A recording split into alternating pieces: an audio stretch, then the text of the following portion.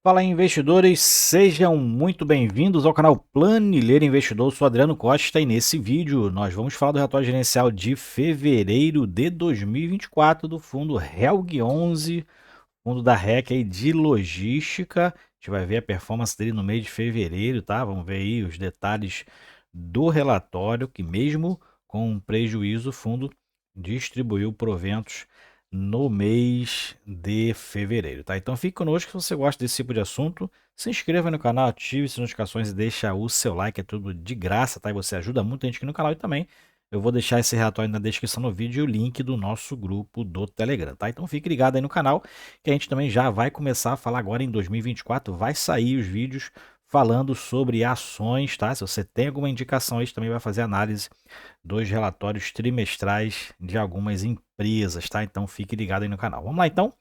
Vamos falar aqui do Helg 11, um tempão que a gente não fala dele aqui, né? O fundo que passou um bom tempo aí sem distribuir provento, né? Tá bem endividado ainda, tá com uma alavancagem bem alta, a gente vai entender um pouquinho dos resultados aqui do fundo, tá? Quem gere o fundo é a REC Gestão de Recursos, né? Mesmo gestor do RECT, do REC-R, do REC-X. Então, é o mesmo gestor. Quem administra a BRL Trust tem a rentabilidade alvo, o CDI, fundo que está bem abaixo do valor de mercado, valor de patrimonial, tá, cota patrimonial 125, é um fundo pequeno, 168 milhões de reais de patrimônio, só que se alavancou muito, né? Por conta disso, os baixos resultados, os resultados ruins que o fundo está tendo, fez com que a cota caísse para próxima ali dos R$ 40, agora está R$ 49,25, um valor patrimonial de 65,7 milhões de reais de valor de mercado.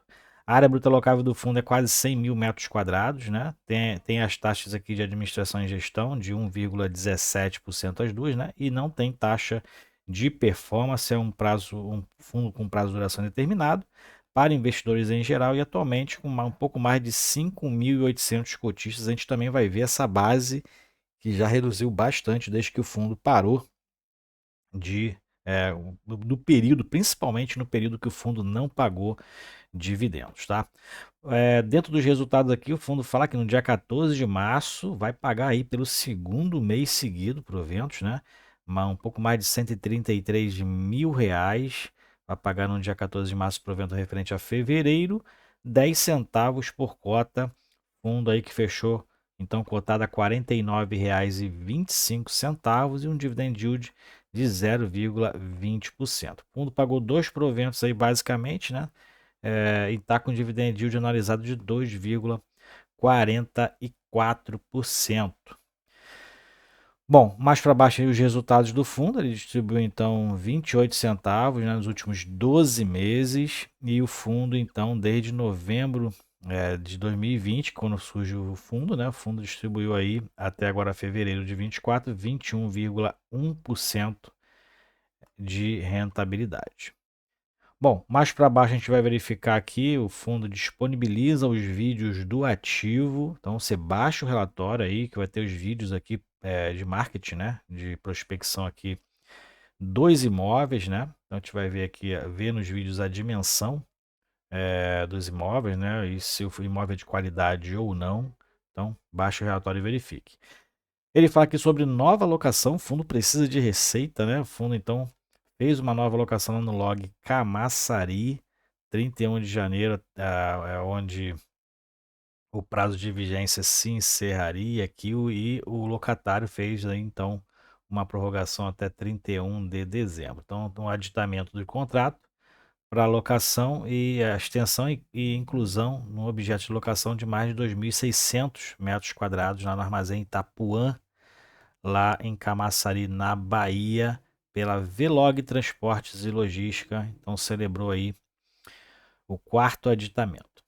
Bom, resultado acumulado do fundo, aqui ele fala, inclusive aqui nessa nova locação, né, antes de a gente seguir, que por conta dessa extensão aqui do prazo e de uma inclusão de uma área, né, o fundo então passou a ter uma taxa de vacância do fundo de 12,12%.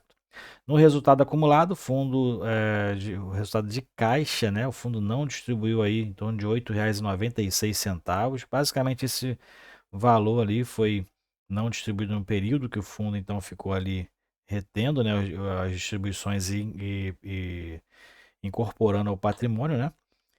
Ele segue então locando os espaços vagos, né, que o fundo ainda detém, em torno aí de 12%. Aqui é o detalhamento que ele faz do resultado de caixa do mês. Então, o resultado das receitas de aluguel foi de um pouco mais de R$ 1,05 por cota.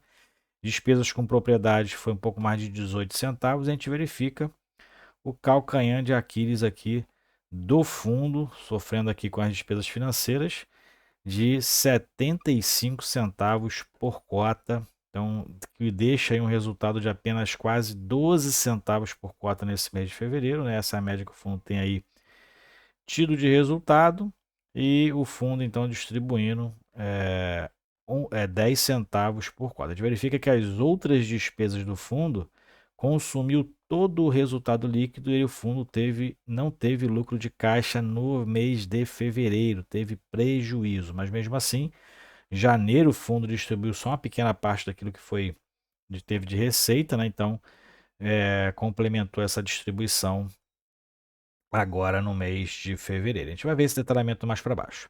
Aqui então é o patrimônio do fundo. Então o fundo está distribuindo abaixo do CDI, que é a rentabilidade alvo do fundo. Ó, tá? O fundo distribui então desde o início aí 21,10%. CDI no período está em 30,8% e o CDI líquido 26,1%. Então, fundo distribuindo abaixo da rentabilidade de alvo. Com isso, se tivesse taxa de performance, não teria aí direito, né, independente do percentual ali que fosse a taxa de performance. Atualmente o fundo tem 230 milhões em imóveis, tem um pequeno caixa ali de 1,3 milhões, né, de liquidez diária, outros ativos 1,6 milhões, 233 milhões em ativos, e em passivos tem 63 milhões em obrigações acima de 12 meses, mas o fundo tem aí uma taxa bem alta, como a gente vê aqui, CDI mais 5%.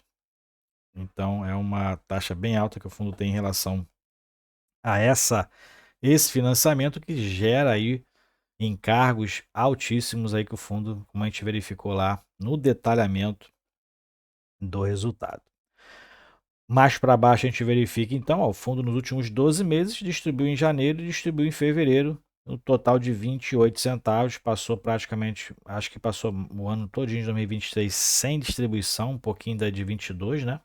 Passou um belo período aí sem distribuição, e o patrimônio líquido do fundo, então, teve uma variação que os resultados acabam que foram incorporando ao patrimônio.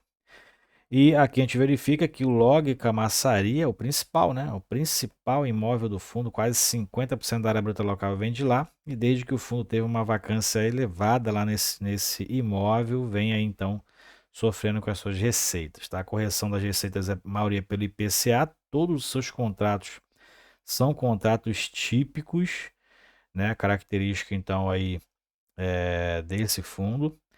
Assim como outros fundos de logística também, uns têm característica de totalmente ser atípico, outros meio a meio e outros aí totalmente típicos. Esse é um desses que normalmente tem contratos mais curtos, né?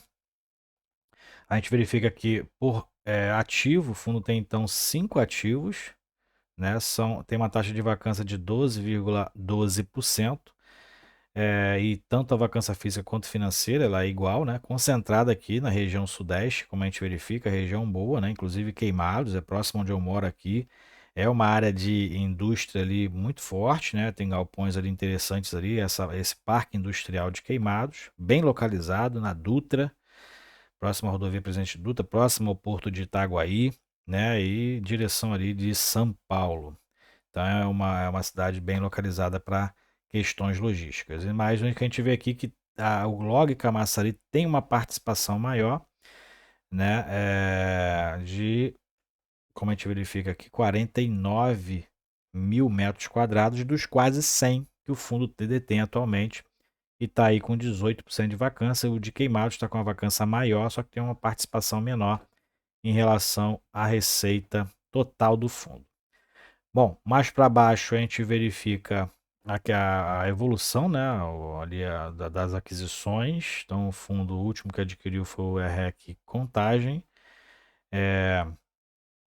E mais para baixo a gente verifica o vencimento dos contratos, 78% vence a partir de 24 meses, né? Só depois de 24 meses é o que a maioria dos contratos vence, né? E tem um vencendo aí no curtíssimo prazo, 19% vencendo no curtíssimo prazo. Uma questão do setor principal aqui é tecnologia e construção, são os principais setores aqui, mais ou menos identificando aqui as cores do gráfico, né?